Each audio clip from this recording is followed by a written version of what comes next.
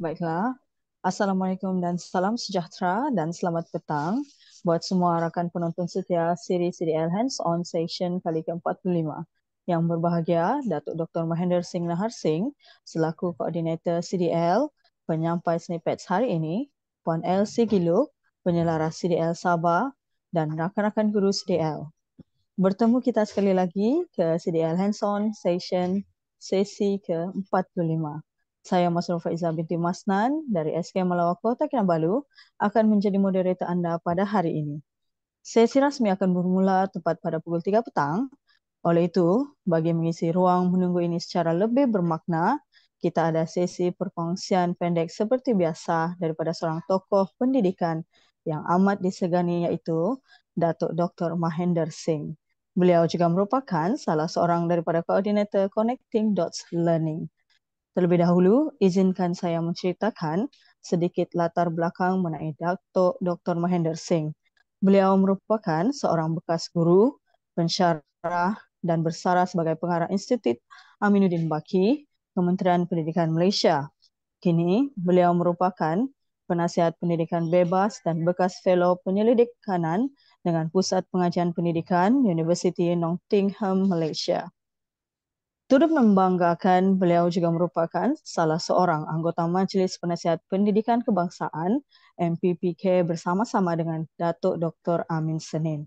Baiklah, tanpa membuang masa, mari kita persilakan Datuk Dr. Mahendra Singh untuk sesi snippet Reflects On yang bertajuk Storytelling, a Must-Have Leadership Skill in the 21st Century. Dipersilakan, Datuk. Terima kasih Puan Mas Nurul di atas pengenalan tadi dan tahniah juga kerana jadi moderator kita untuk petang ini. Ya. Dan kepada semua yang dapat bersama pada petang ini, terima kasih kerana meluangkan masa tersebut untuk sesi kita. Tuan-tuan dan puan-puan, tajuk saya pada hari ini ialah Storytelling, a Must-Have Leadership Skill in the 21st Century. Sebagai seorang pemimpin maupun pemimpin di mana-mana peringkat maupun pemimpin yang berjawatan atau pemimpin yang berperanan sebagai pemimpin tanpa jawatan. Satu perkara atau satu kemahiran yang sesuai ada pada kita ialah kemahiran bercerita. Bila saya sebut bercerita ni, ia tidak bermaksud mana-mana cerita saja. Bagi seorang pemimpin, ceritanya mesti berkait dengan kepimpinan. Dalam mana jua pembentangan, dalam mana jua ucapan, sesuai bagi seorang pemimpin untuk selitkan satu cerita yang berkaitan dengan tajuk yang disampaikan, berkaitan dengan mesej yang nak disampaikan, berkaitan dengan amanah yang nak disampaikan kepada pendengar. Kerana storytelling atau bercerita ni boleh membawa satu impak yang bermakna kepada pendengar kita. Dan kadang-kala cerita itu tidak semestinya pengalaman kita saja sendiri, tetapi juga boleh merupakan daripada bacaan kita. Dan bagaimana kita kaitkan apa yang kita baca itu dengan apa yang kita nak sampaikan untuk melengkapkan pembentangan yang kita nak sampaikan. Sudah biasa untuk sesebuah cerita tu mempunyai permulaan dia, pertengahannya dan apa pengakhirannya, apa akhirnya apa, rumusannya apa. So, jadilah seorang pemimpin, walaupun anda seorang guru, bila anda berdiri di depan kelas, bila anda menyampaikan pelajaran, sudah pastinya ada masanya anda terpanggil untuk menyelitkan pengalaman anda sendiri atau apa jua bacaan yang ada kaitan dengan apa yang nak disampaikan kepada murid-murid kita. Dan remember, murid-murid kita ni, mereka suka juga bila cikgu bercerita daripada sentiasa menyampaikan fakta. So, cerita ni atau intipati untuk apa yang kita nak sampaikan itu boleh datang daripada bacaan kita atau datang daripada pengalaman kita sendiri. Next slide, please. So, tuan-tuan dan puan-puan, para mereka pemimpin yang mempercayai, yang jadi maha guru dalam kepimpinan, dia kata, bercerita ini satu instrumen yang mudah, yang asas. Tidak hanya kita perlu olah supaya cerita itu sejajar dengan apa yang kita nak, amanat yang kita nak sampaikan. Dan ada yang percaya, kajian menunjukkan, otak kita ni memang dah diprogramkan untuk bercerita. Oleh kerana kita boleh ada bahasa, maka sebagai manusia kita boleh cerita, kita kadang-kadang biasa cerita kepada anak-anak kita sendiri. Kita biasa dengar cerita daripada datuk nenek kita, ibu ayah kita dan sebagainya. So cerita ni bukan sesuatu yang baru. Tapi dalam kepimpinan, kita gunakan cerita sebagai satu instrumen, sebagai satu tool yang boleh membawa idea, boleh menyampaikan important ideas, idea yang penting dan maklumat. Boleh membina kepercayaan dan kejelikan di antara individu. The relationship atau the friendship. Dia boleh membawa satu kejelikan di antara sokongan kita kepada inovasi. Dia boleh menyokong satu hujah yang kita nak sampaikan dengan begitu, dengan tekad yang kita hasratkan. Kita nak beri contoh, cerita sebagai contoh kepada contoh yang kita nak sampaikan. The examples. So cerita itu merupakan sokongan kepada contoh-contoh yang kita nak sampaikan. Kita boleh juga cerita itu sebagai satu cara untuk kita mengingati peristiwa, mengingati maklumat, untuk membentuk jaringan dan jalinan hubungan. Dan tidak ketinggalan kita nak kongsi pengalaman kita dan perasaan kita. Bila kita sebut tentang bagi seorang pemimpin dalam era yang tidak berketentuan ini, kemahiran bercerita ni menjadi satu must-have leadership skill supaya kita boleh bawa makna kepada apa yang kita nak sampaikan. Kita semua ingat agaknya bila kita baca komik atau penulisan atau coretan oleh Lat dalam buku-buku beliau, Kampung Boy dan sebagainya, daripada melihat coretan itu pun kita dah boleh nampak bahawa ada satu message yang nak disampaikan, ada satu cerita yang nak disampaikan. So, tuan-tuan dan puan-puan, kita boleh gunakan perkara ini sebagai satu alat untuk kongsi pengalaman kita. Next slide. Dan kita tahu bahawa storytelling ini adalah satu cara juga untuk kongsi emosi dan untuk mempengaruhi pendengar kita, untuk persuade them tentang message yang kita nak sampaikan. Jadi kita nak pendengar itu ada satu keyakinan, satu passion dan team spirit, ya, semangat berpasukan itu dalam memahami dari aspek mana kita bercerita, apa message yang kita nak sampaikan. Ingat, when you share your story and experiences and the truth with others, you gain a different level of respect. Maka orang memberi satu penghormatan bila mereka dengar kisah benar kita itu. Tapi ingat, kisah benar itu bukan untuk nak mengagung-agungkan kita, diri kita, ya. Saya buat begini dan saya buat begitu. It's not to boast about yourself. Boleh boast sedikit tapi tidak terlalu banyak. Kalau kita cakap saya orang malas nak dengar. Tapi yang penting dalam itu, dalam cerita kita tu terselit mesej yang kita nak sampaikan. Dan daripada banyak bacaan pun kadang-kadang ada biografi yang kita baca, macam saya baca buku tentang Karpal Singh, The Tiger of Jelutong. Banyak mesej-mesej yang kita terima tentang prinsip yang beliau pegang dan sebagainya.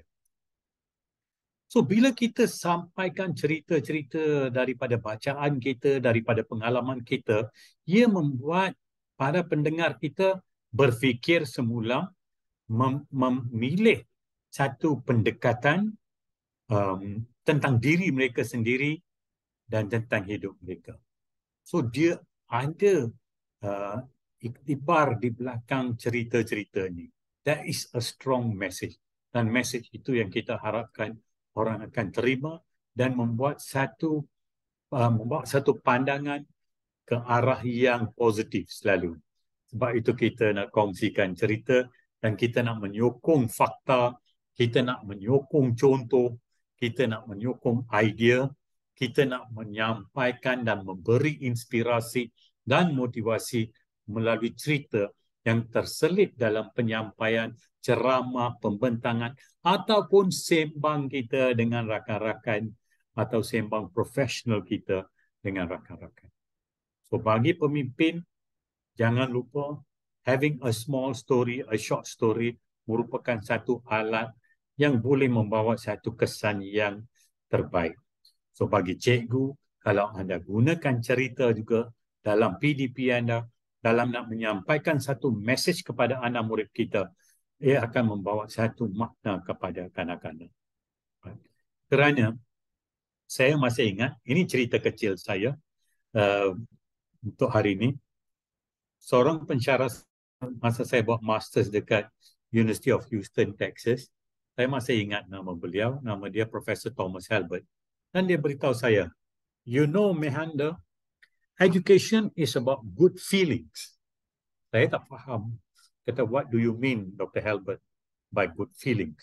Dia kata, kalau murid datang ke sekolah dan dapat pengalaman yang manis dan melalui satu dekad dalam pendidikan yang istimewa bagi mereka, pengalaman-pengalaman yang terbaik dan cikgu yang selalu memberi satu pentas yang terbaik untuk mereka belajar.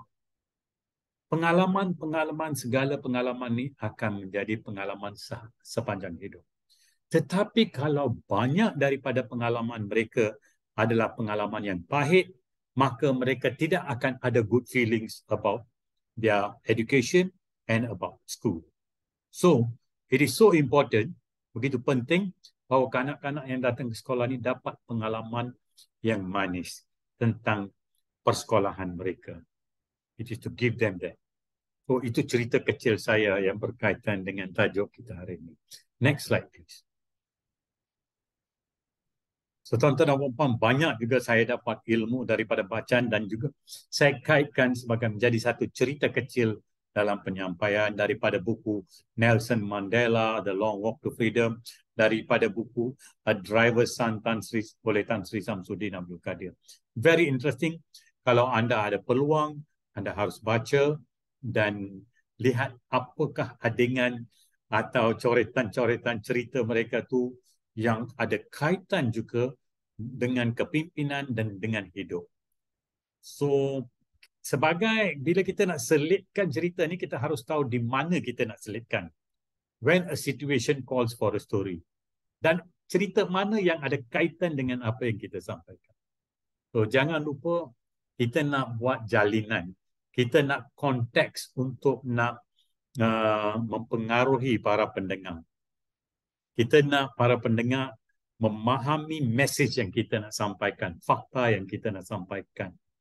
Ingat, data menyampaikan satu mesej.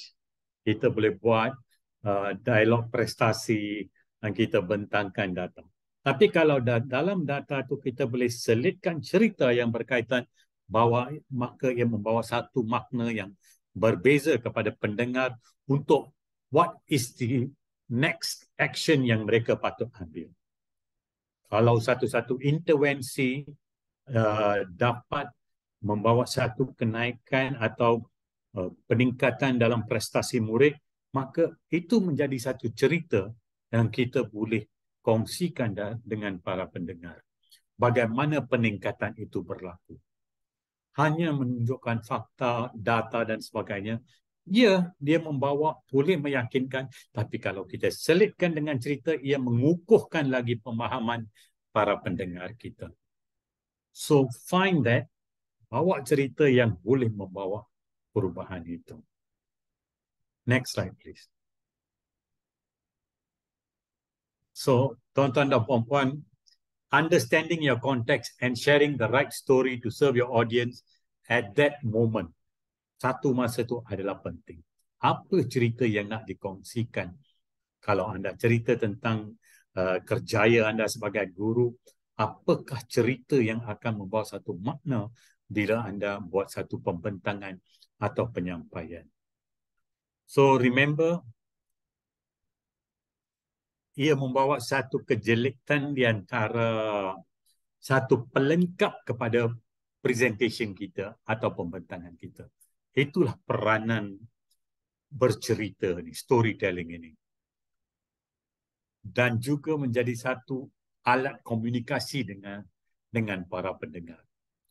So tuan-tuan dan puan-puan, kalau anda lihat paparan dan sebelah kanan tu, great leaders are storytellers. What is your story? Apa cerita yang anda nak bawa, nak sampaikan sesuatu message. Find your story. Maupun anda seorang guru, maupun anda seorang middle leader di sekolah, maupun anda pemimpin di sekolah, atau di PPD, ataupun di JPN, ataupun di kementerian, atau di mana jua anda berada. What's your story yang anda boleh sampaikan untuk mengukuhkan mesej yang anda nak sampaikan selalu. Dan kadang-kala, it's not also wrong to repeat your story. Kerana ada seorang pensyarah saya kata, dia kata, with children, you tell, and you tell, and you tell. So, setengah cerita itu kita boleh dengar beberapa kali pun. So, tuan-tuan dan puan-puan, itu saja daripada saya hari ini. Kita masuk ke slide yang terakhir. Jangan lupa ilmu itu boleh datang daripada pelbagai sumber dan kita boleh dapat daripada makalah, daripada perbincangan, daripada buku dan sebagainya. Buku adalah beban latihan untuk minda. Books are the training weights of the mind. Kalau kita nak kuatkan otot, kita pergi ke gym. Kalau kita nak kuatkan minda kita, maka kita baca. Dan jangan lupa, kita perlukan satu minda yang positif, khususnya bila kita dalam alam tugas kita. It is easier to build strong children than to fix broken adults. So, tugas seorang guru itu bukan mudah. Kerana kita tahu bahawa if a child can't learn the way we teach, we must teach the way they learn. So, tuan-tuan dan puan-puan, itu saja daripada saya pada hari ini. Sekian, terima kasih. Kita jumpa lagi pada masa depan. Tapi sebelum puan sambung, saya nak kongsi satu poster ya. Dan saya masukkan mesej daripada pihak Rexam di Pulau Pinang dan mereka sedang dalam proses merancang dan akan laksanakan seminar ini. Saya dah masukkan nombor kontak bagi pegawainya 016 709 9023. Ini yang betul. So, tuan-tuan dan puan-puan boleh menghubungi beliau.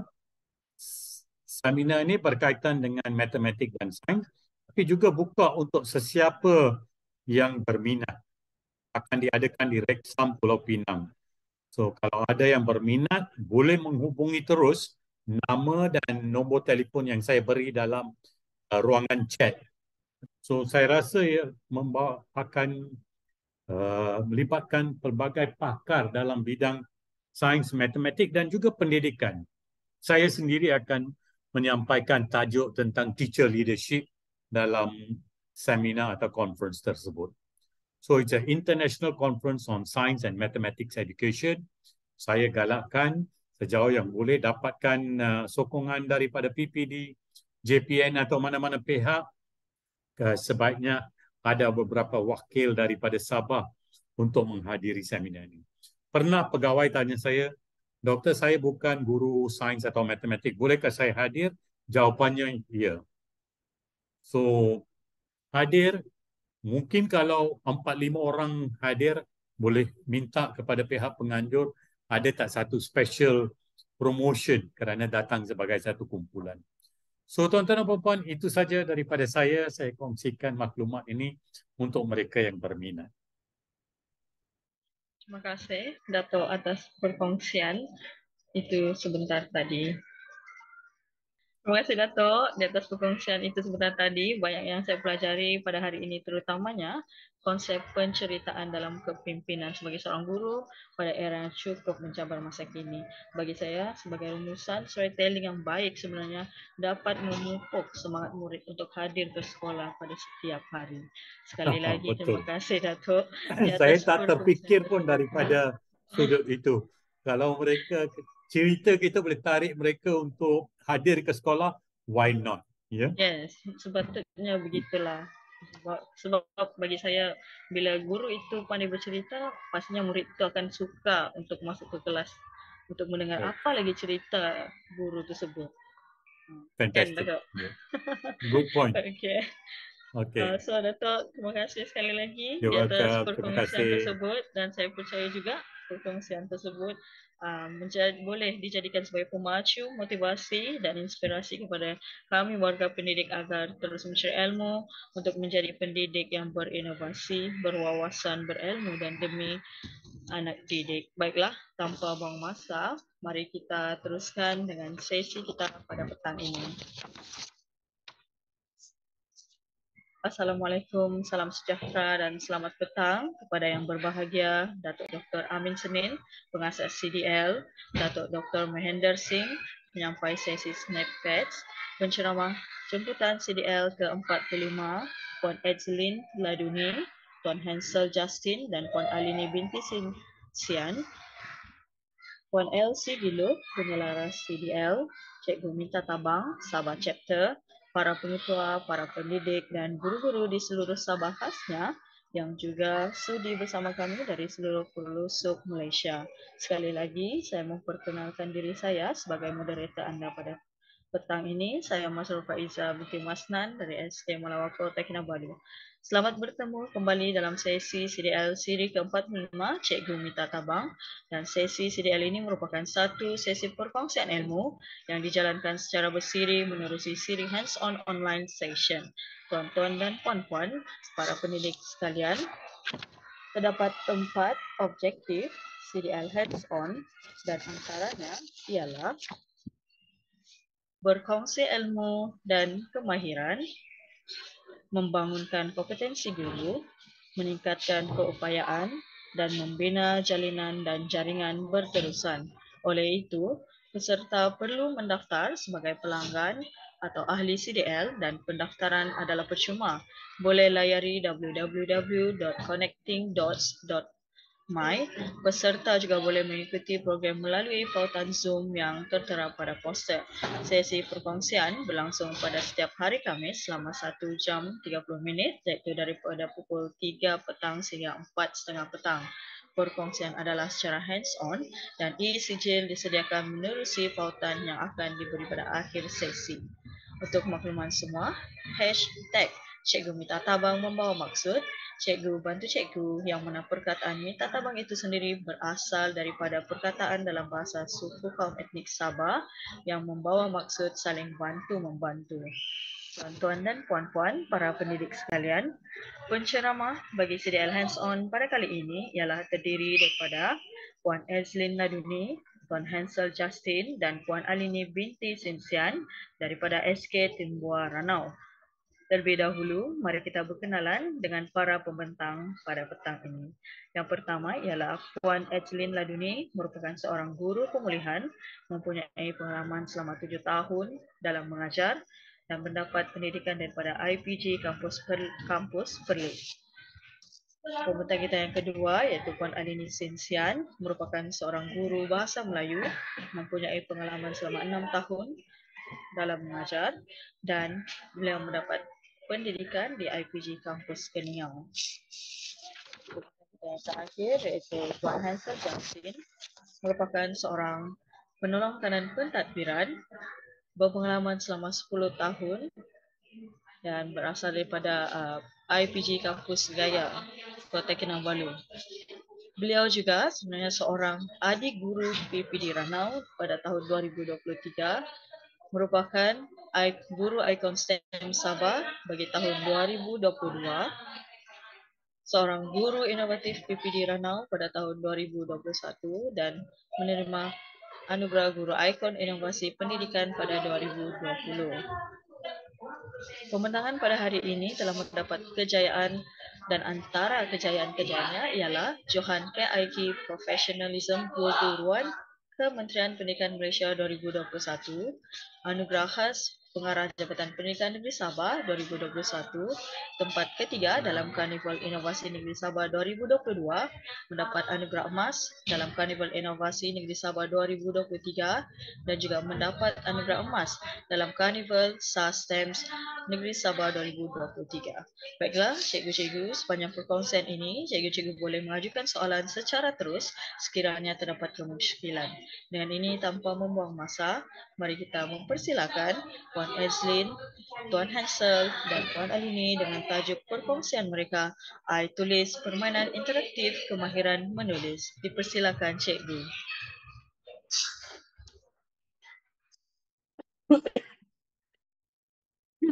Boleh dengar? Boleh dengar jelas. Terima kasih kepada moderator kita pada petang ini, Cikgu Mas Nurul. Assalamualaikum dan salam sejahtera. Salam Malaysia Madani. Salam Sabah Maju Jaya.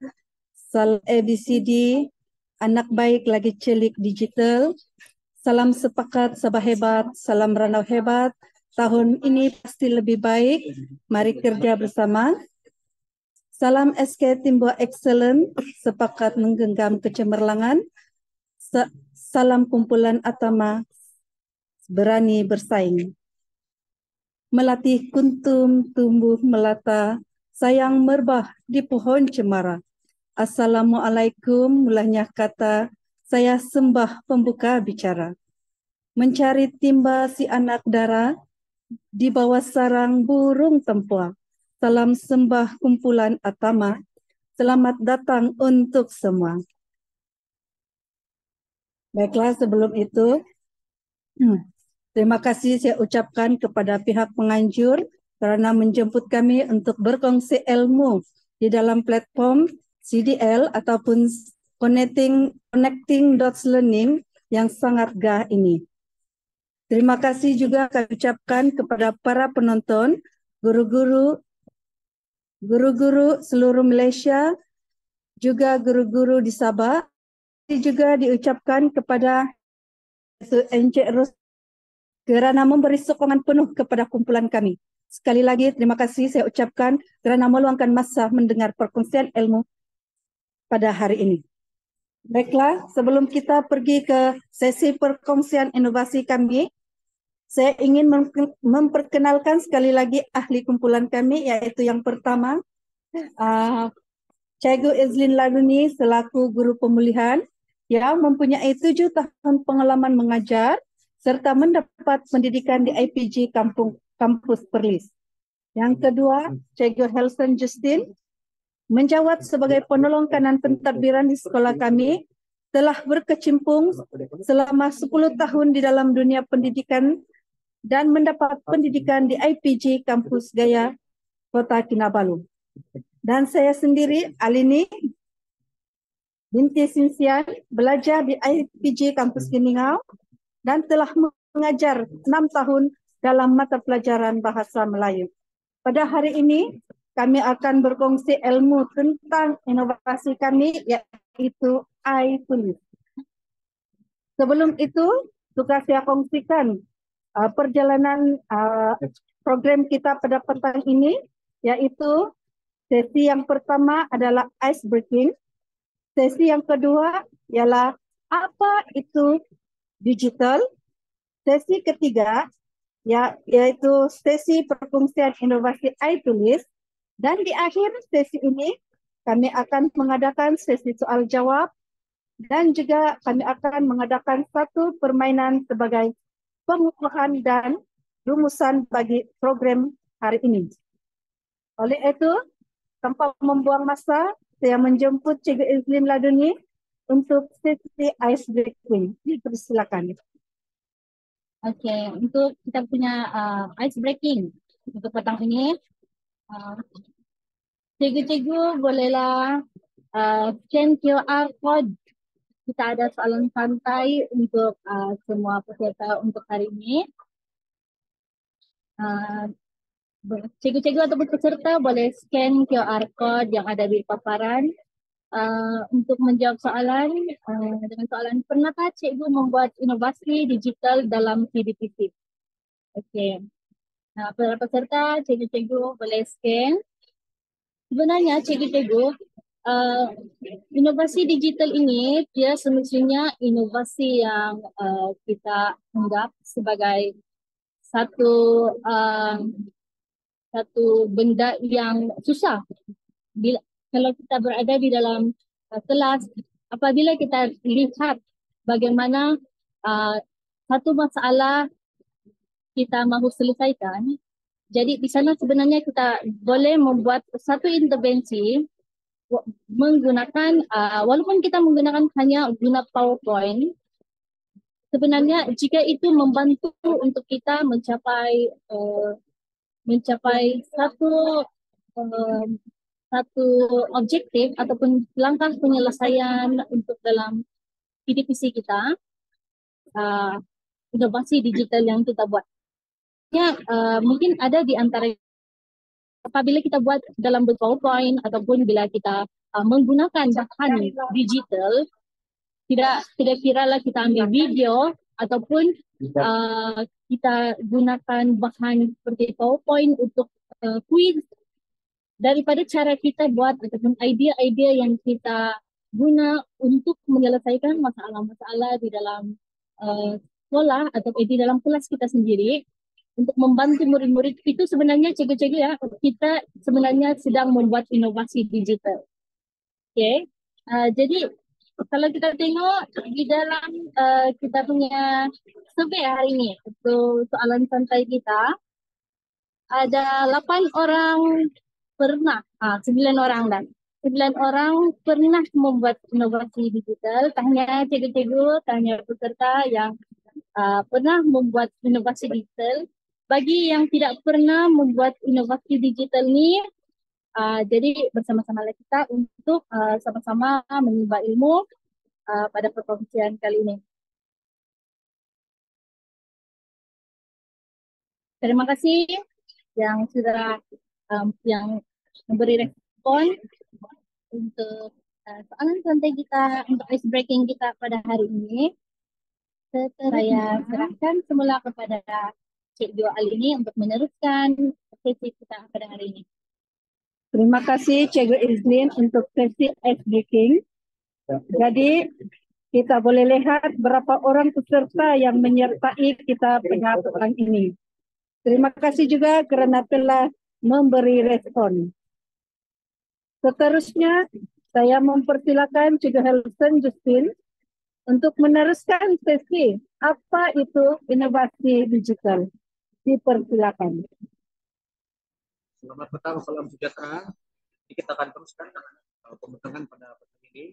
Pertama sekali terima kasih kepada CDL, Connecting.Learning atas kesempatan yang sangat baik pada petang ini, di mana kami dapat berfungsi dan kami yakin dan percaya ini akan merupakan satu platform yang sangat baik untuk guru-guru dapat saling membantu dan dapat saling memberikan ilmu dan info dan sebagainya. Jadi saya akan teruskan pembentangan ini dengan apa itu inovasi digital. Sebentar tadi kita sudah mendengar daripada Ibu Ezlin, ada sedikit ice breaking yang telah kita laksanakan, di mana ice breaking itu juga pendekatan yang digunakan adalah berbentuk secara digital, di mana kita dapat melihat keterlibatan guru-guru yang bersama-sama di dalam ruangan Zoom pada hari ini memberikan respon secara langsung menggunakan aplikasi Mentimeter yang telah kita laksanakan tadi. Dan saya percaya guru-guru jika kita menggunakan pendekatan yang sama di dalam kelas, kita akan dapat menjadikan kelas kita sebuah kelas yang interaktif, menarik, dan juga memberikan ilmu yang baru kepada murid-murid kita. Kalau kita lihat di dalam slide sekarang, ini merupakan sejarah bagaimana teknologi kita berubah dari tahun 1950-an sehingga pada zaman sekarang. Kalau kita melihat di dalam gambar yang 1950-an, kita dapat melihat banyak gadget yang digunakan pada waktu itu yang bersize besar dan sebagainya. Akhirnya pada tahun yang modern ini kita dapat melihat itu boleh dimuatkan di dalam pocket kita. Dan kita boleh lihat perkembangan dari zaman ke zaman, dari tahun ke tahun, bagaimana teknologi itu berubah dengan begitu pantas sekali.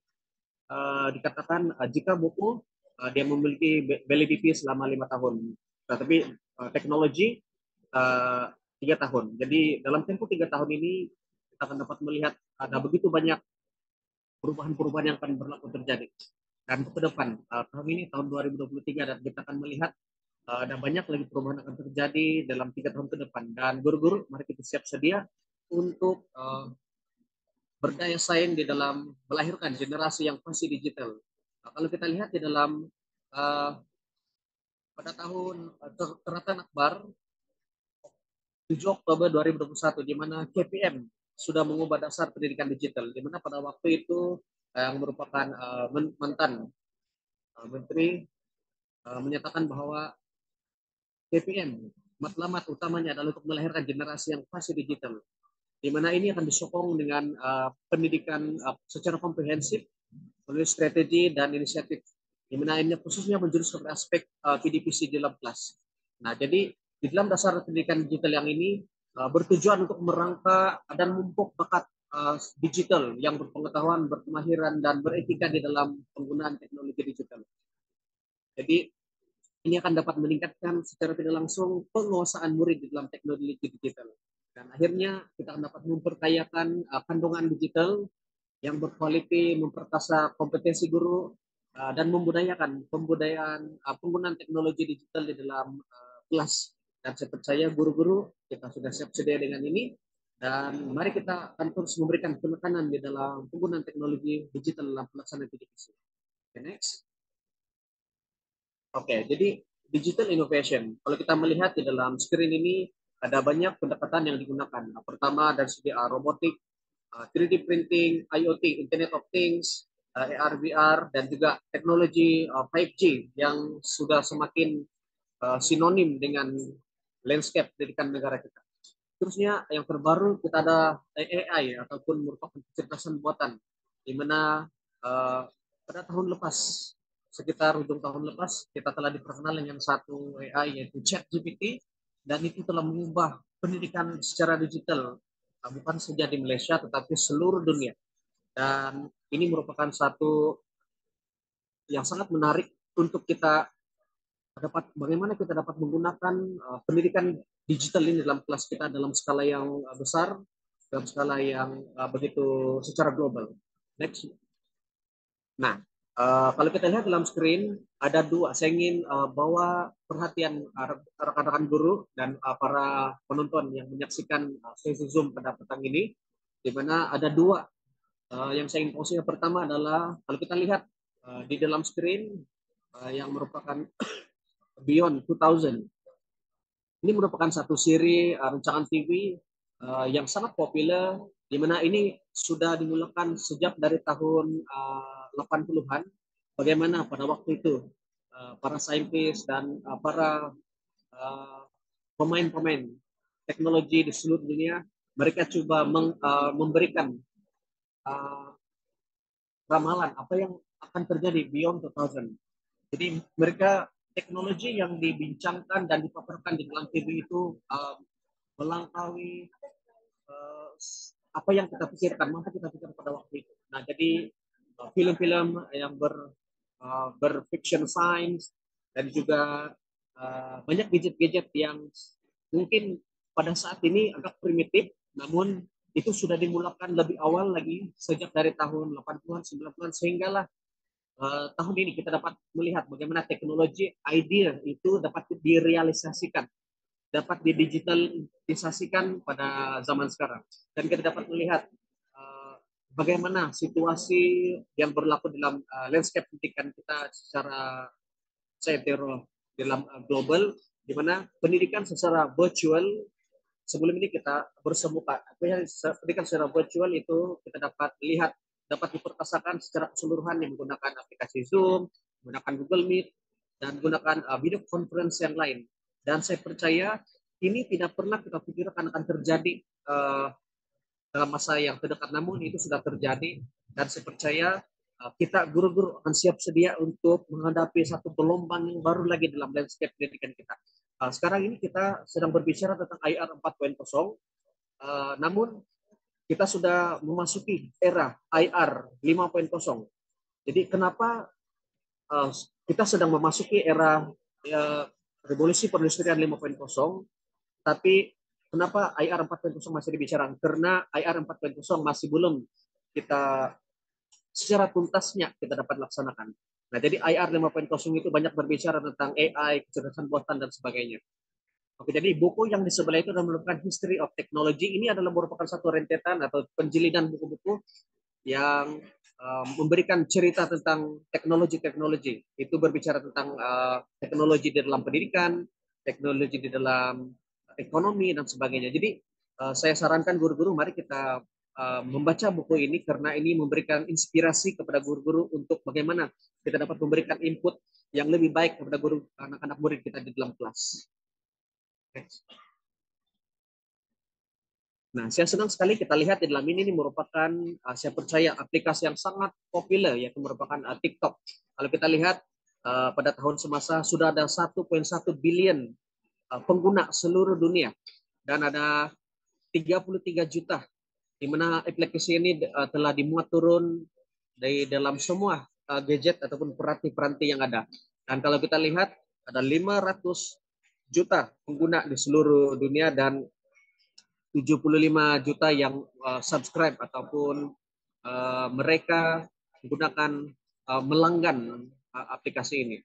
Nah, kalau kita lihat TikTok sebelum ini mungkin pada tahun 2019 dan sebelum era pandemik, TikTok tidak dapat bersaing dengan aplikasi yang, namun sekarang ini aplikasi TikTok sangat sinonim dengan guru-guru. Dan kalau kita dapat lihat Edufluencer, KPM banyak menggunakan aplikasi TikTok ini untuk menyebarkan ilmu, memberikan perkongsian dan sebagainya. Dan kenapa TikTok? Karena TikTok adalah merupakan video ringkas yang sangat mudah, menarik, dan memberikan ilmu pengetahuan. Slide yang seterusnya. Oke, di sini kita melihat bagaimana Netflix yang memerlukan 3 tahun untuk mencapai 1 juta pengguna. Namun kalau kita lihat bagi ChatGPT, dia hanya memerlukan 5 hari untuk mencapai 1 juta pengguna. Jadi kita dapat melihat bagaimana perkembangan teknologi secara digital itu sangat cepat dan dalam berlaku dalam skala yang tidak pernah kita pikirkan sebelum ini. Okay, next. Seterusnya ini merupakan 6 tahap bagaimana kita melaksanakan perubahan ataupun transformasi secara digital. Kalau kita lihat yang pertama di dalam dunia bisnis.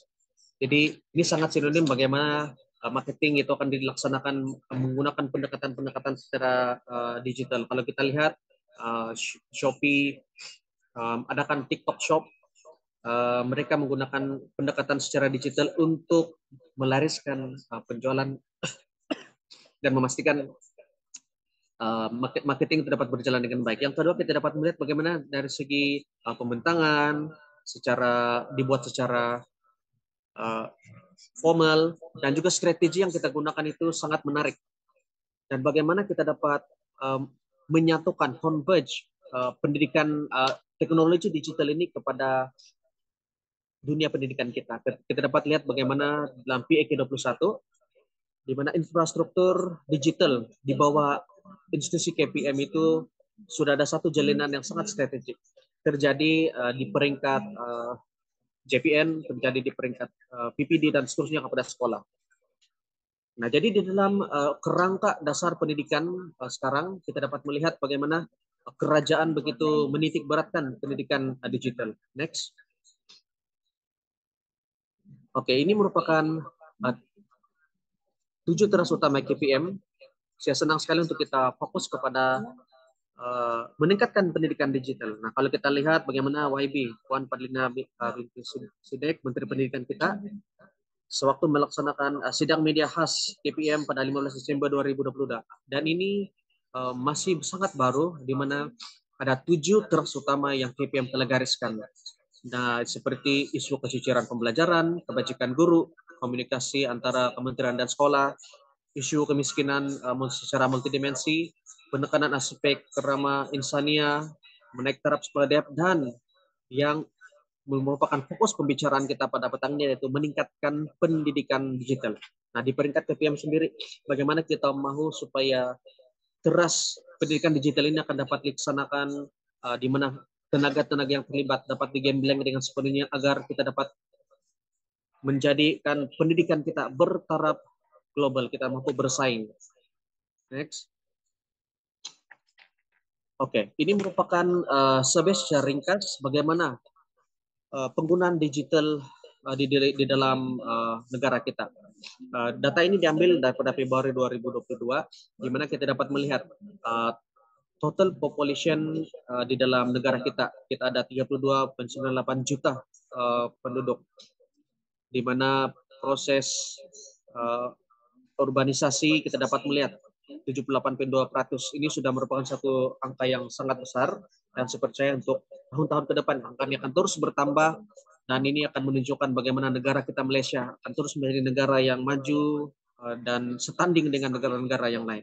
Jadi kalau kita dapat lihat di dalam penggunaan cellular mobile connection, it's about 42.11 million di dalam populasi di seluruh penduduk negara kita. Bagi pengguna internet ada 29,55 juta, dan ini merangkumi 89,6% populasi penduduk di Malaysia. Kalau kita lihat ini sudah hampir mencecah 90%. Berarti di dalam negara kita, penduduk kita sudah sangat memiliki kepasihan secara digital. Mereka memiliki smartphone, mereka tahu aplikasi-aplikasi digital yang boleh digunakan untuk bukan saja digunakan dalam pendidikan, tetapi mereka akan gunakan ini untuk dalam bisnis dan sebagainya. Dan kalau kita lihat di sini terdapat 30,25 juta yang sangat aktif di dalam social media. Jadi ini merupakan salah satu cabaran bagi guru-guru, disebabkan itulah influencers Kementerian Pendidikan Malaysia. Kita dapat melihat ada seramai 100 lebih orang guru di seluruh Malaysia, dan di Sabah sendiri kita ada sekitar pada persidangan yang lepas ada 16 orang yang terlibat. Kalau tidak silap saya, mereka menjadi wakil bagi negeri Sabah kita. Bagaimana mereka dapat menyampaikan maklumat yang tepat, menyampaikan perkongsian ilmu yang menarik. Jadi sebelum murid-murid ini dipengaruhi dengan entiti-entiti yang lain, sebab itulah mari kita guru-guru, kita menjadi pempengaruh di dalam sosial media untuk memberikan ilmu dan input yang menarik kepada mereka. Next.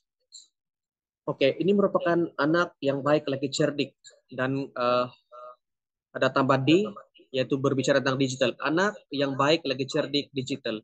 Ini kami dapat melalui lawatan Jemaah Nazir Kementerian Pendidikan Malaysia, di mana mereka kongsikan ada D di situ, yaitu anak yang baik lagi cerdik digital. Nah, jadi ini merupakan satu saranan daripada KPM bagaimana kita mau melahirkan anak yang baik yang lagi cerdik ABC, dan terutama di dalam era digital. Bagaimana anak-anak ini dapat menggunakan teknologi digital yang baik. Mereka menjadi anak yang bukan sahaja cerdik, tetapi bagaimana mereka dapat menggunakan kepasihan secara digital itu dengan hal-hal yang baik dan hal-hal yang membangun. Next. Oke, manfaat teknologi di bidang pendidikan ada begitu banyak. Salah satunya meningkatkan kemampuan dan kemampuan belajar. Kita dapat menambah kreativiti guru dan murid yang lebih praktikal, dan kegiatan belajar mengajar lebih menyenangkan, sumber belajar lebih mudah didapatkan, dan informasi atau kurikulum dapat lebih up to date. Nah, jadi ada begitu banyak kelebihan dalam pendidikan secara pendekatan secara digital. Next. Nah, yang terakhir, kalau kita lihat bagaimana penilaian celik digital ini baru saja dilaksanakan, di mana diwajibkan kepada semua warga KPM, di mana guru-guru kita akan diuji dengan beberapa soalan mengenai celik digital. Dan saya percaya ini akan mendorong guru-guru untuk lebih fasih secara digital. Dan kalau kita lihat penglibatan guru-guru dalam penilaian celik digital sangat memberangsangkan. Hanya kepada guru-guru di seluruh Malaysia, karena telah menyahut sabaran dan juga saranan daripada KPM untuk hal ini. Jadi yang terakhir daripada saya, terima kasih sekali lagi kepada semua guru-guru yang dapat bersama-sama dengan kami pada hari ini, dan semoga perkongsian yang seterusnya ini akan dapat memberikan inspirasi dan ilmu yang baru kepada kita semua. Saya serahkan kepada teman saya. Thank you. Terima kasih Cikgu Elson atas perkongsian ilmu celik digital itu tadi. Seterusnya, bagi sesi perkongsian inovasi kami yaitu iTulis, saya sendiri dan Cikgu Izlin akan mengendalikan sesi ini. Oke, sebelum itu suka saya memperkenalkan sekolah kami yaitu SK Timbua yang ditubuhkan pada tahun 1967. Sekolah kami terletak di luar bandar, tetapi merupakan sekolah grade A yang mana murid kami adalah seramai 324 orang murid, dan bilangan guru semasa sekolah kami ialah 33 orang. Oke, apa yang kita lihat dalam slide ini adalah barisan pentadbiran kami yang diketuai oleh Encik Rusdi Haji Tamid, dibantu oleh Encik Helson Justin sebagai penolong kanan 1, dan juga dibantu oleh Puan Hainis Yunus sebagai penolong kanan HEM, dan juga Encik Yahadin Ahmad sebagai penolong kanan co-curriculum. Oke. Sekali lagi saya memperkenalkan ahli kumpulan kami secara ringkas, yaitu seperti yang kita lihat ini, ketua kumpulan kami Cikgu Izlin, dan juga saya sendiri Alini Sinsian, dan Cikgu Hilson Justin. Oke, ini adalah logo kumpulan inovasi kreatif kami, yaitu kumpulan pertama. Untuk pengetahuan cikgu-cikgu semua, perkataan atama itu kami ambil daripada bahasa dusun. Kalau ada guru-guru yang berbangsa dusun di sini, boleh tahu apa maksud dia kan? Adakah yang tahu apa maksud atama dalam bahasa Melayu? Oke. Maksud atama dalam bahasa Melayu adalah bermaksud berani ataupun memiliki keberanian.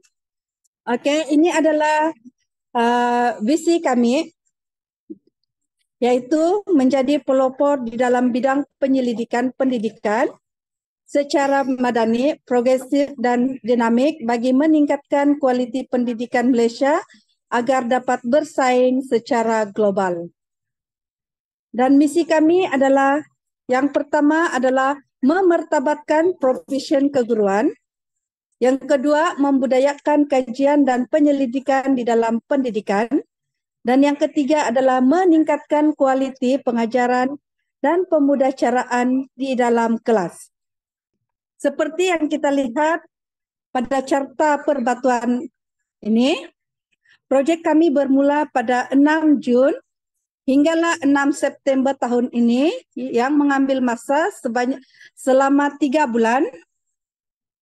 Seperti yang kita lihat di sini, pada minggu pertama kami telah membuat pembahagian tugas. Minggu kedua penyertaan masalah. Minggu ketiga pemilihan masalah. Minggu keempat adalah analisis punca masalah. Seterusnya minggu kelima, pengumpulan data dan sehinggalah kepada penambahbaikan. Slide seterusnya. Sebenarnya air tulis kami ini diinspirasikan daripada permainan atas talian yang populer yaitu Roblox. Kami menggunakan perisian PowerPoint bagi menyediakan pengajaran berbentuk didik hibur dan sangat menarik kerana mempunyai sistem bunyi, struktur permainan dan juga sistematik yang boleh menarik minat murid untuk mengikuti pengajaran dan pembelajaran. Next. Ini adalah projek inovasi kami bermula karena adanya isu seperti teknik penulisan huruf yang salah, terutamanya huruf-huruf yang mempunyai ekor, palang, titik, dan lengkung. Seperti yang contoh yang kita nampak dalam slide di sini. Adakah guru-guru di sini yang mempunyai masalah yang sama dengan kami? Terutamanya murid tahap 1. Saya yakin semua guru di sekolah menghadapi masalah yang sama, yaitu tulisan cakar ayam. Selain itu juga, murid menulis dengan saiz huruf yang tidak seragam, walaupun tulisan huruf yang ditulis adalah huruf kecil, namun murid menulis dengan huruf saiz yang lebih besar. Contohnya yang terdapat dalam slide. Selain itu juga, minat murid yang kurang dalam kemahiran menulis. Kenapa minat murid itu kurang dalam kemahiran menulis? Sebab mungkin kita memberi murid banyak ayat untuk ditulis. Jadi murid pun malas menulis. Apabila murid malas menulis, otomatis kualiti kekemasan tulisan yang kita dapat adalah rendah. Baiklah, ini adalah analisis masalah kami yang mana kami sependapat mungkin tulisan murid itu tidak kemas disebabkan pengaruh rakan. Di mana kita boleh lihat disiplin murid itu tuh di dalam kelas. Mereka lebih suka bermain daripada menulis. Apabila kita suruh mereka menulis, memberi mereka latihan di dalam kelas, apabila dipengaruhi oleh rakan-rakan di dalam kelas yang bermain, mereka akan menulis. Yang penting siap. Yang penting siap. Jadi itulah masalahnya, tulisan mereka tidak kemas. Seterusnya adalah minat. Minat murid bukan untuk menulis. Minat mereka mungkin di kemahiran lain, yaitu membaca. Begitulah. Dan juga teknik pengajaran guru. Mungkin secara konvensional dan tidak menarik minat murid untuk belajar. Seterusnya adalah latar belakang pendidikan murid itu sendiri, yaitu mungkin murid itu tidak masuk ke prasekolah ataupun tadika. Mereka terus masuk ke tahun 1 dan di tahap 1 mereka baru mula untuk membiasakan diri untuk menulis. Dan juga begitu juga mungkin di rumah ibu bapa tidak menekankan menulis apabila menyuruh anak mereka belajar. Seterusnya adalah peranti. Saya yakin pada masa ini hampir semua anak-anak kita yang mempunyai telefon. Jadi mereka lebih kepada permainan dalam talian. Jadi mereka lupa kemahiran menulis itu adalah sangat penting. Dan juga yang terakhir adalah bahan bantu belajar. Ada sesetengah guru yang hanya menggunakan buku aktiviti, buku teks di dalam PDPC mereka. Jadi tiada kualiti dan murid tidak berminat untuk menulis. Oke, next. Oke, berdasarkan isu tadi, objektif inovasi kami ialah meningkatkan kualiti tulisan murid-murid pemulihan murid pemulihan tahun 3 SK Timbua dan juga meningkatkan minat murid-murid pemulihan SK Timbua dalam kemahiran menulis. Oke, sebenarnya inovasi kami ini disokong oleh kajian yang lepas di mana menurut PITA 2020 menyokong bahwa pendedahan kepada gadget ataupun permainan ini memberikan murid-murid peluang untuk berseronok. Juga menurut Mustaqim 2020 menyatakan bahwa murid-murid cenderung untuk melihat kepada hal yang menyeronokkan mereka. Dan yang ketiga adalah menurut Karakosh 2020 menyatakan gaya pembelajaran murid dipengaruhi oleh keadaan semasa dan perubahan zaman. Ini berkait rapat dengan inovasi kami yang berbentuk digital yang memberi peluang untuk semua murid berseronok sambil belajar.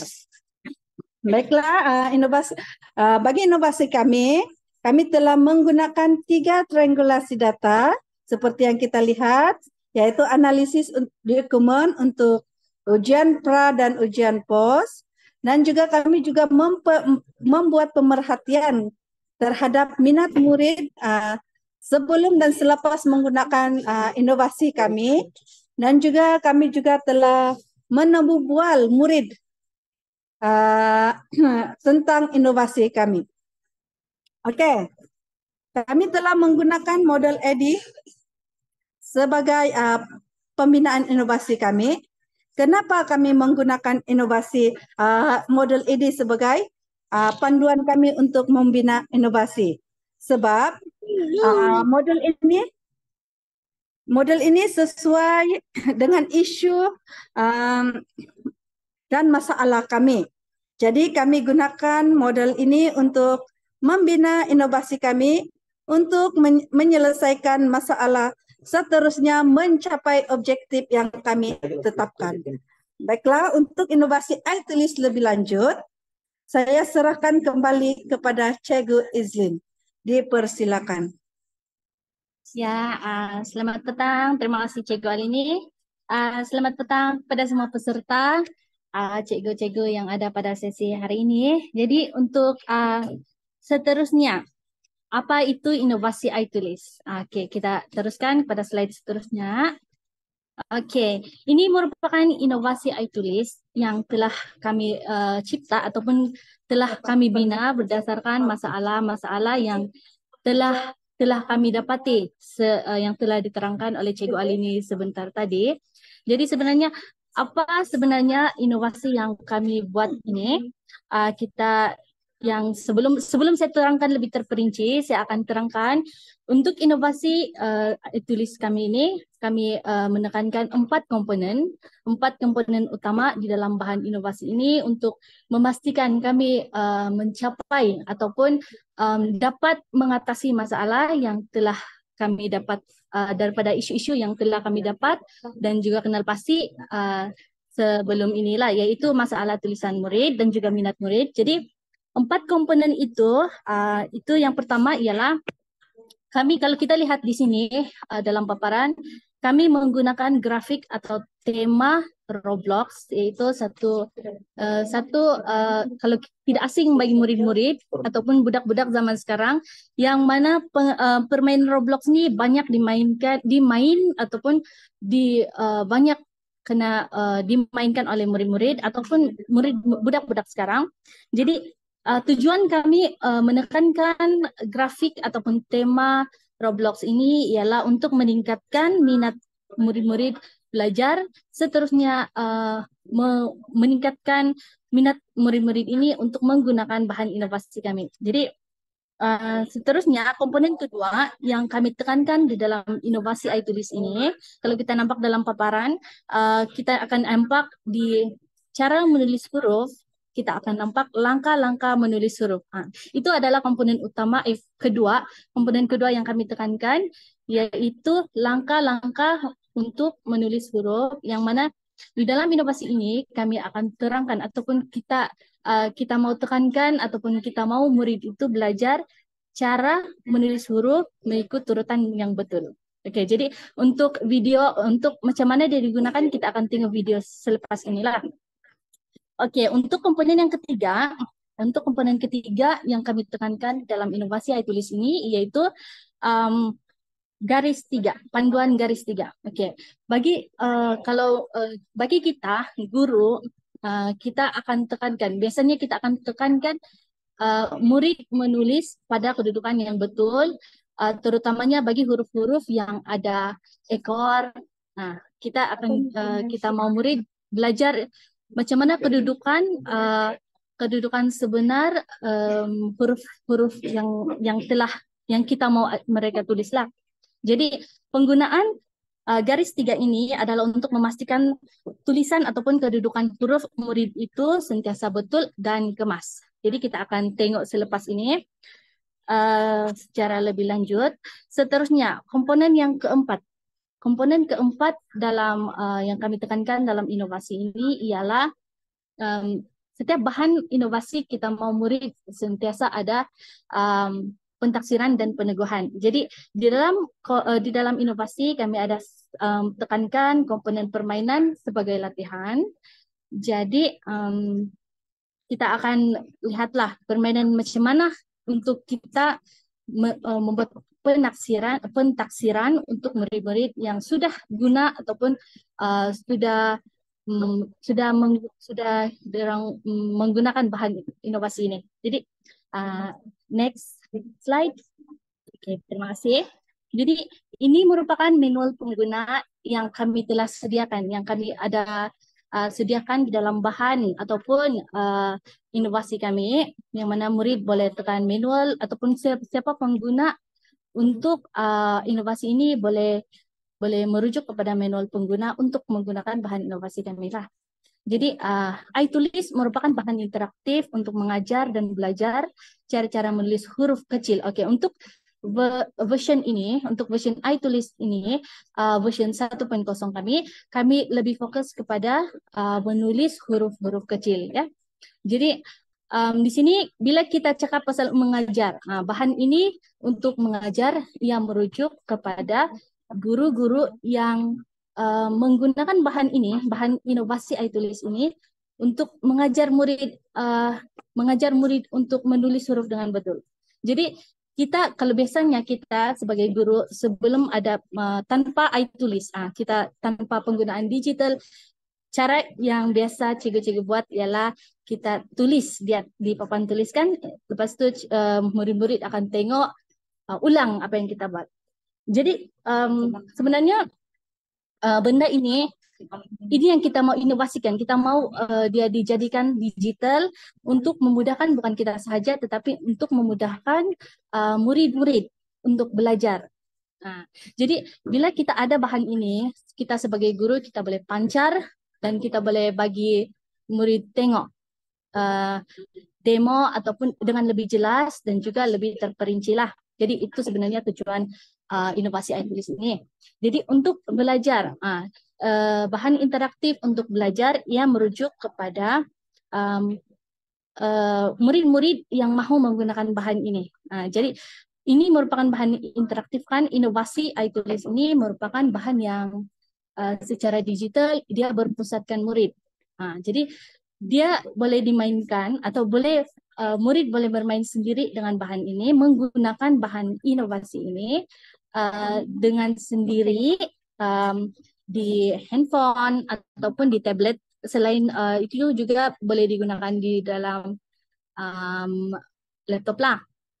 Jadi, dalam paparan butang paparan utama, yang ini merupakan paparan utama untuk bahan inovasi kami, yaitu kita ada butang ke paparan huruf vokal, butang ke paparan huruf konsonan, lepas itu butang permainan. Tiga komponen ini, dan seterusnya kita ada butang manual pengguna lah. Next slide. Kita akan tengok satu. Ini paparan huruf vokal dan juga huruf konsonan. Ini kita akan nampak lebih terperinci di dalam video yang akan kami pancarkan sebentar lagi. Ini paparan dalam cara-cara menulis huruf. Kalau kita tengok, kita ada butang langkah, butang ulang, butang kembali ke paparan utama huruf vokal. Maksudnya butang-butang ini mempunyai fungsi senang untuk digunakan. Butang-butang ini sebenarnya kami memang memastikan pengguna, terutamanya guru dan juga murid, senang untuk guna. Dorang boleh sebagai latih tubi ulang, kita panggil sebagai dorang boleh membuat latih tubi berulang kali. Maksudnya bila dorang nampak, dorang boleh ulang sampailah dorang boleh menguasai macam mana cara menulis huruf dengan betul. Next slide. Ini paparan utama dalam butang permainan.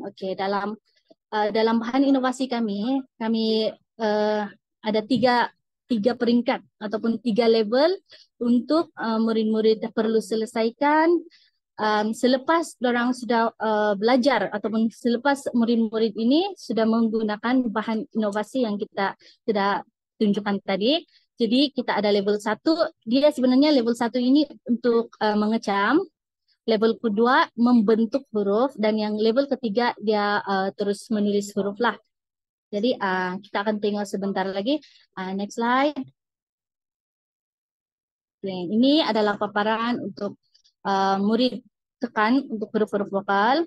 Jadi di sini kita akan nampak itu ada butang untuk terus kepada huruf konsonan. Jadi ini butang sebenarnya kami mudahkan untuk pengguna, kami bagi supaya senang diakses dan juga senang digunakan. Next slide. Ini adalah butang untuk huruf konsonan. Next slide. Terusnya, ini merupakan salah satu paparan bila murid tekan bahagian permainan. Jadi di sini kita ada pilih karakter Anda. Di sini kita ada kami ada sediakan 3 karakter. Maksudnya murid-murid ini mungkin akan rasa teruja untuk memilih orang punya avatar ataupun karakter sendiri. Biasanya murid-murid ataupun budak-budak sekarang memang yang biasa bermain dengan Roblox, orang akan kenal dan juga orang memang familiar gambar-gambar ini lah. Jadi ini adalah salah satu kita mau tarik minat murid lah. Seterusnya. Di sini pun bila dorang tekan gambar ataupun karakter, murid-murid ataupun pengguna boleh letak nama di sini sebagai satu peneguhan ataupun sebagai satu meningkatkan motivasi dorang lah. Next slide. Ini adalah peringkat-peringkat yang kami buat untuk murid-murid belajar ataupun sebagai pentaksiran ataupun kita sebagai peneguhan. Jadi level pertama tu dorang cuma akan mengecam kedudukan huruf dengan betul. Jadi di sini kita akan dapat lihat macam mana murid itu melihat penguasaan murid dalam penggunaan itu. Di sana kita dapat lihat kita panggil tu kita dapat lihat keberkesanan. Keberkesanan panduan garis 3 tu. Jadi bila dorang mengecam kedudukan huruf, dorang akan tengok sama ada huruf itu berada di atas garisan ataupun di bawah garisan. Macam itulah. Jadi untuk level yang kedua pula kita mahu murid itu membentuk huruf. Bila dorang bentuk huruf, dorang lebih kepada kita fokus kepada turutan. Turutan murid itu menulis. Maksudnya yang kita ada buat dalam tadi itu kan dalam langkah 1, langkah 2. Jadi di sana kita mau melihat macam mana penguasaan murid dalam membentuk sesuatu huruf lah. Jadi untuk level ketiga kita akan bagi murid ataupun pengguna untuk menulis huruf dengan betul dan kemas lah. Oke, next slide. Ini adalah paparan untuk macam mana ini untuk level pertama. Murid perlu mengecam huruf mana yang betul kedudukannya. Jadi murid akan melihat antara dua huruf ini mana huruf yang diletakkan pada kedudukan yang betul. Jadi huruf C di bawah dia turun ekor, turun di bawah garisan ataupun berada di atas. Oke. Seterusnya, ini adalah untuk level ini paparan permainan untuk level kedua. Maksudnya dalam membentuk, murid itu membentuk huruf. Contoh di sini dia membentuk huruf D. Jadi langkah pertama yang perlu dorang ambil, dorang kena pilih lah. Dorang kena pilih mana yang perlu dorang tulis dulu. Lepas itu langkah kedua untuk membentuk. Di samping itu kita boleh nampak di bahagian kanan sini dorang akan nampak sendiri pembentukan. Jadi kita akan tengok, sebenarnya kita akan tengok paparan ini di dalam video sebentar lagi lah secara lebih terperinci. Oke, next. Oke, ini adalah untuk permainan level ketiga yang ada dalam inovasi iTulis, yang mana murid boleh bermain roda. Dorang akan bermain, ini merupakan yang sebelah kiri ini adalah roda huruf. Maksudnya bila dorang tekan, dia akan berpusing dan dia akan berhenti, dia akan tunjuk huruf yang perlu untuk murid tulis. Dia satu permainan lah. Jadi di sana murid boleh tulis huruf di sini. Lepas tu yang huruf kecil-kecil di atas ini merupakan satu kita panggil sebagai murid membuat, macam mana dia bila dia buat dia akan periksa sendiri. Sebab kita mau ini kita mau murid game ini ataupun bahan ini berpusatkan murid. Jadi kita mau murid itu sendiri tengok ataupun periksa sama ada tulisan dorang betul ataupun tidak. Oke. Next. Oke. Sebelum saya terangkan anggaran kos ini, boleh saya minta moderator untuk pancarkan video.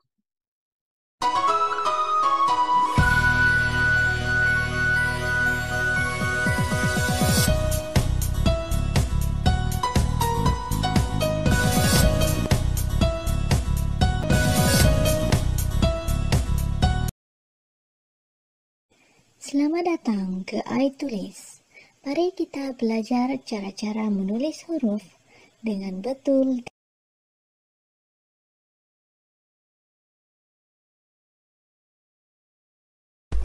Cara menulis huruf E. Tekan pada langkah 1, kemudian langkah 2.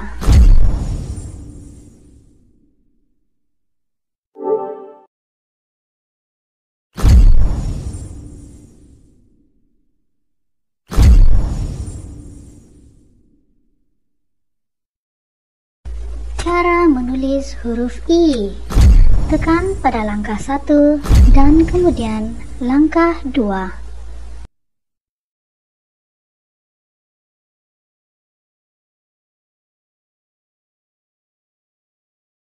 Cara menulis huruf G. Tekan pada langkah 1, kemudian langkah 2.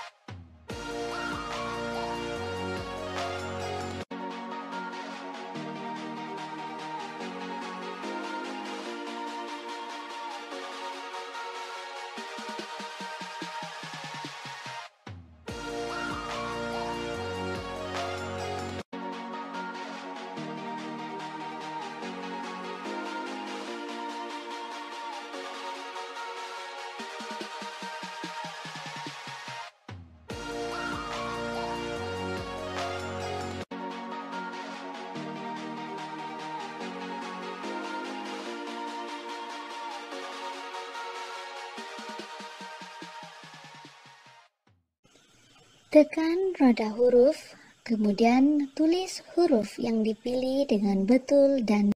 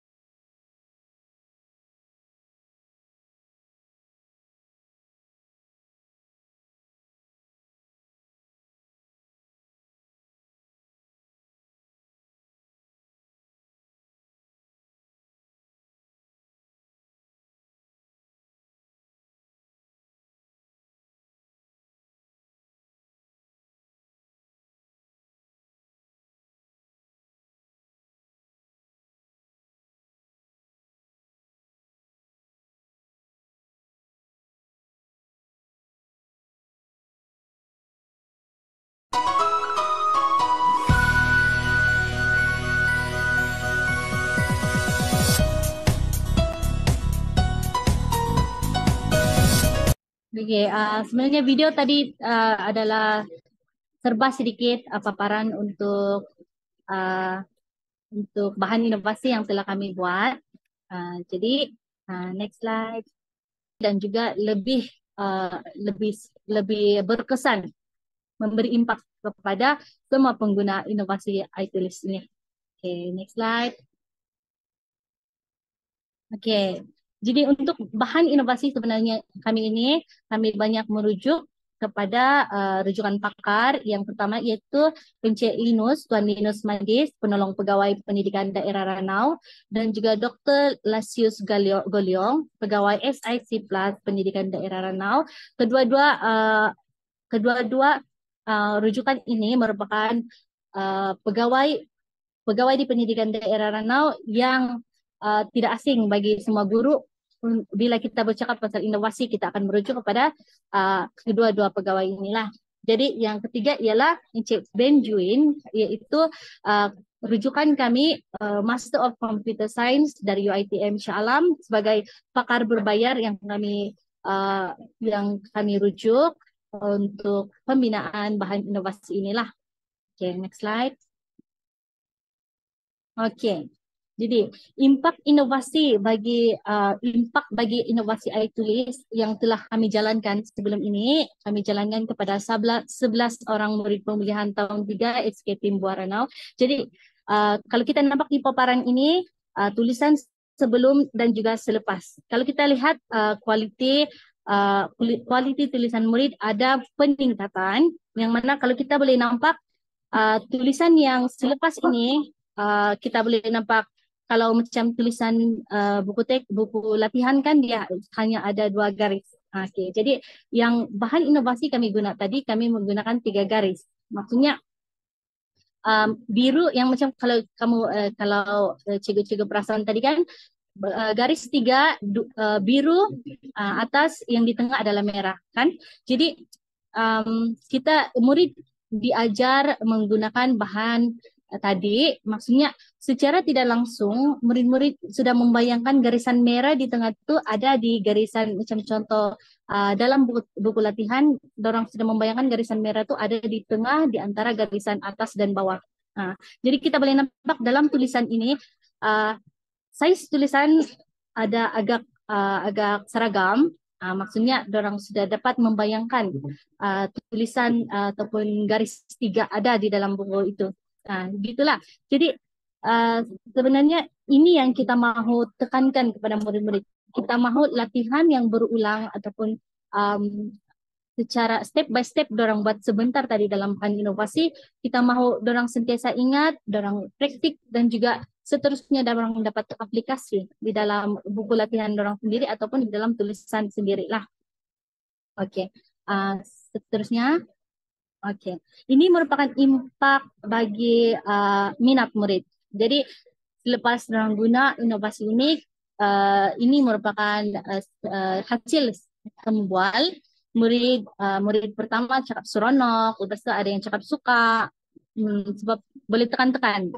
Musik boleh tekan-tekan, lepas tu dia orang rasa macam main game. Tapi sebenarnya memang ini yang kita mau, dorang memang kita mau murid-murid rasa sebenarnya. Dorang senang guna, jadi dorang boleh pilih mana-mana yang mau belajar sebab dia ada banyak huruf ni, ada 26 huruf, jadi murid boleh pilih. Maksudnya dorang suka sebab boleh tekan-tekan, and then dorang suka, dorang boleh dorang merasa macam main game. Itu sajalah, maksudnya impak minat murid itu meningkat bila menggunakan bahan inovasi ini berbanding dengan bila mereka belajar untuk menulis huruf secara manual. Oke, next slide. Oke, ini juga merupakan impak positif terhadap penjimatan kertas. Jadi biasa memang bila kita menggunakan digital, penggunaan kertas ataupun bahan-bahan yang mawjud ataupun bahan-bahan lain kita akan dapat kurangkan. Untuk penjimatan kos kertas, kami punya pengiraan kita ada Rp2.640 penjimatan setahun. Oke. Sebentar tadi kami ada baca chat. Oke, kami ada baca chat tanya adakah bahan ini boleh digunakan ataupun boleh dikongsikan kepada cikgu-cikgu kan? Jadi sebenarnya kami sekarang sedang dalam permohonan ke MyIPO untuk mendapatkan hak cipta untuk bahan inovasi ini. Jadi sebelum kami sebar luas, sebelum kami kongsikan kepada cikgu-cikgu ataupun orang pada siapa di sini, kami dapatkan hak cipta dahulu dan seterusnya kami boleh kongsi melalui mana-mana platform. Okey, seterusnya. Okey, untuk bahan inovasi ini kami telah membuat penyebar luasan. Kami telah berkongsi dengan beberapa sekolah. Selain itu juga kami ada berkongsi ataupun menyebar luas kepada kementerian lain, iaitu Tabika Kemas. Kami ada pergi ke Tabika Kemas untuk berkongsi bahan inovasi ini. Seterusnya kami ke memang kami kongsi dengan SK Timbua, SK Saint Benedict Ranau, SK Tibabar Ranau, SK Poring Ranau dan juga SK Nalapak Ranau. Okay. Terima kasih kepada guru-guru semua. Terima kasih guru-guru yang guru-guru SK Saint Benedict, SK Tibabar, SK Poring, SK Nalapak yang mungkin ada pada hari ini. Terima kasih kerana menyambut kami untuk penyebar luasan inovasi kami. Okay, next slide. Okay, ini adalah gambar kami berkongsi di Tabika Kemas dan juga SK Nalapak. Okay, seterusnya. Okay, dan hari ini kami berbesar hati dapat berkongsi bahan inovasi iTulis kami dalam CDL Hands-on Online Session Sabah siri 45 pada hari ini. Terima kasih kerana sudi berada dengan kami dalam perkongsian pada hari ini. Okay, next slide. Okay, jadi ini anugerah emas yang kami dapat daripada dalam Karnival Inovasi Zon Tengah Negeri Sabah. Seterusnya anugerah emas kami mendapat anugerah emas juga dalam Karnival Sustain Negeri Sabah. Seterusnya, okay, ini adalah cadangan penambahbaikan. Selepas kami mendapat hak cipta untuk bahan inovasi kami akan jual. Memang kami akan kongsi dengan platform yang boleh kami kongsikan selepas ini. Contohnya Google Play, App Store. Selain itu kami juga akan membuat hard copy ataupun kami berjual dalam mungkin dalam CD, ataupun bahan-bahan yang boleh dikongsikan. Okey, seterusnya. Sebagai penutup, kami optimis bahan inovasi iTulis memberikan impak yang positif kepada peningkatan kualiti tulisan dan murid. Jadi kami sangat yakin bahan ini dapat memberikan impak yang positif dan juga boleh disebarluas kepada semua sekolah yang dalam kementerian yang memerlukan, kerana bahan ini berbentuk didik hibur, menggunakan pendekatan digital yang menarik serta berpusatkan murid. Selain itu juga menyokong kepada 7 teras utama KPM, yaitu pendigitalan pendidikan. Okey. Seterusnya, kita berada di sesi soal jawab. Untuk sesi soal jawab ini, terima kasih kepada semua peserta yang ada pada hari ini. Jadi kita ada satu permainan untuk perkongsian kami hari ini sebagai penutup ataupun sesi soal jawab. Sebelum kami menerima soalan-soalan, mari kita scan QR code yang ada di paparan. Okey. Kalau sudah scan, kita akan terus kepada kuis Kahoot kita pada petang ini. Kita bagi peluang kepada semua peserta yang ada sebelum kita menutup perkongsian pada hari ini. Bagi peluang untuk scan QR code yang ada di hadapan. Okey, kita teruskan. Untuk sesiapa yang sudah scan, boleh masukkan PIN. Okey, kita boleh tengok di paparan PIN untuk peserta masukkan. Kita menunggu peserta untuk masuk di dalam kuis Kahoot kita pada petang ini. Alia. Yes. Linda. Wen. Okey. Sudah ada peserta yang masuk. Ada lagi? Okey, kita ada 10 peserta pemain kita untuk kuis Kahoot hari ini.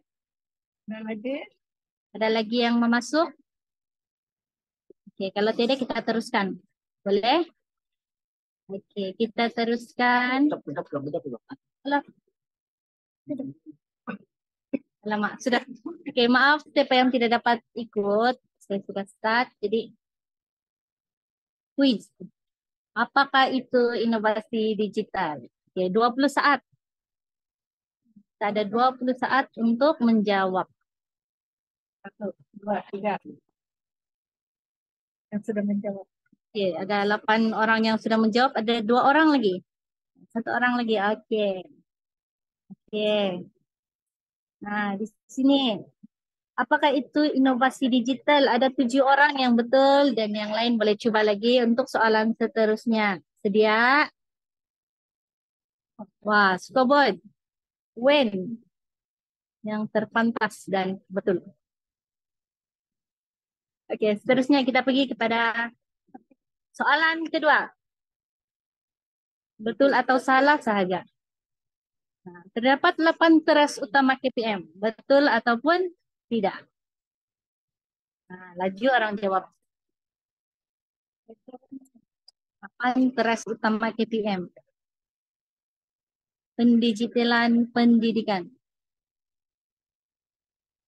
Okey. Okey, 8 orang yang jawab salah dan 5 orang yang jawab betul. Okey. Sebenarnya teras utama KPM ada 7. 7 ya. 3. 7 teras utama KPM dalam pendigitalan pendidikan. Okey, kita terus. Okey, kita tengok. Yes, mendahului. scoreboard kita pada petang ini.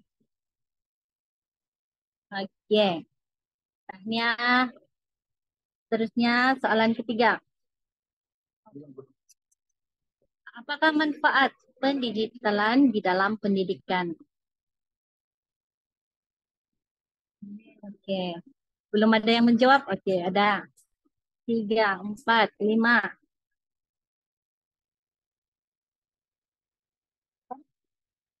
Okey, 11 orang. 12 orang jawab. Okey, ini banyak yang betul. Tahniah kepada yang telah menjawab dengan betul. Jadi kita tengok siapa pemenang untuk masih yes, masih mengungguli. Contohnya kita boleh teruskan untuk soalan keempat. Okey. Terdapat 3 level dalam permainan inovasi air tulis. Betul ataupun tidak? Okey. 3 level ataupun 3 peringkat di dalam bahan inovasi air tulis. Dalam permainan bahan inovasi air tulis sebentar tadi. Kita tengok ada yang jawab. Okey. Tahniah, semua orang jawab dengan betul. Yes. Okey, yes, masih mendahului. Okey, kita pergi kepada soalan terakhir. Ini soalan terakhir. Pilih 2 komponen utama dalam inovasi air tulis. Jadi di sini kamu boleh pilih dua jawapannya. Sebelum submit, kamu kena pilih 2 jawapan. 2 komponen utama. Komponen inovasi air tulis ada 4. Dalam ni ada 2. Kena pilih. Okey. Okey, 8 orang jawab dengan betul. Okey. Terima kasih. 2 komponen utama dalam inovasi air tulis, langkah-langkah menulis huruf dan juga menggunakan panduan garis 3. Betul. Okey, tahniah. Kita tengok siapa pemenang dalam kuis Kahoot kita pada hari ini. Acung. Juara. Tahniah. Okey, tahniah kepada semua peserta dan juga pemenang-pemenang kuis air tulis CDL siri ke-45. Okey. Tahniah. Okey, seterusnya saya serahkan kepada rakan untuk sesi soal jawab. Tahniah kepada para pemenang. Terima kasih juga kepada Cikgu Izlin. Diharap para peserta dapat sesuatu yang bermanfaat dari perkongsian ilmu itu tadi. Okey. Sekarang saya buka kepada sesi soal jawab. Okay, baiklah. Nampaknya macam tiada soalan sebab saya percaya perkongsian daripada tim KIK Atama sangat-sangat perfect dan difahami dan menarik buat semua guru-guru. Okeylah, dengan ini demikianlah perkongsian yang sangat menarik dan bermanfaat daripada Puan Ezlin, Tuan Hansel dan Puan Arlini iaitu tim KIK Atama. Ucapan ribuan terima kasih di atas perkongsian sesi hands-on dan tahniah juga kepada tim KIK Atama ini kerana telah menghasilkan kemahiran air tulis yang merupakan sebuah permainan interaktif untuk kemahiran menulis yang sangat menarik. Syabas dan tahniah saya ucapkan. Baiklah tuan-tuan dan puan-puan, untuk maklumat awal, pada minggu hadapan tidak ada perkongsian CDL hands-on kerana cuti umum Maulidur Rasul. Oleh yang demikian, berkemungkinan pada 5 Oktober 2023 bersamaan hari Khamis yang berikutnya, yang berbahagia Tuan Haji Raisin bin Saidin, Pengarah Jabatan Pendidikan Negeri Sabah, akan menyampaikan perkongsian beliau pada masa itu nanti. Segala maklumat akan disampaikan dalam grup Telegram Mita Tabang, oleh itu sama-sama kita nantikan.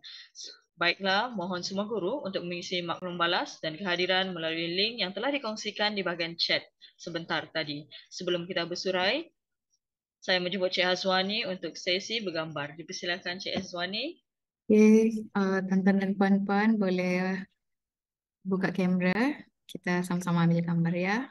Okay, ada lagi guru-guru yang mau onkan kamera. Saya start ambil gambar ya. Page pertama dahulu. 1, 2, 3. Oke, sekali lagi. 1, 2, 3. Freestyle. 1, 2, 3. Oke, next page. Sekejap ya. Oke, page space-nya. Oke, semua sudah. Alah, tiada gambar saya. Terima kasih, Cik Azwani. Baiklah, tuan-tuan dan puan-puan, para pendidik sekalian, dengan berakhirnya sesi pengambilan tersebut, maka berakhirlah sesi perkongsian kita pada petang ini. Segala yang baik itu datangnya daripada Allah Subhanahu Wa Taala dan segala yang buruk itu datangnya dari kelemahan diri saya sendiri. Sekian, wabillahi taufik wa hidayah. Wassalamualaikum warahmatullahi wabarakatuh. Jumpa lagi di minggu yang berikutnya. Terima kasih semua. Bye, jumpa lagi.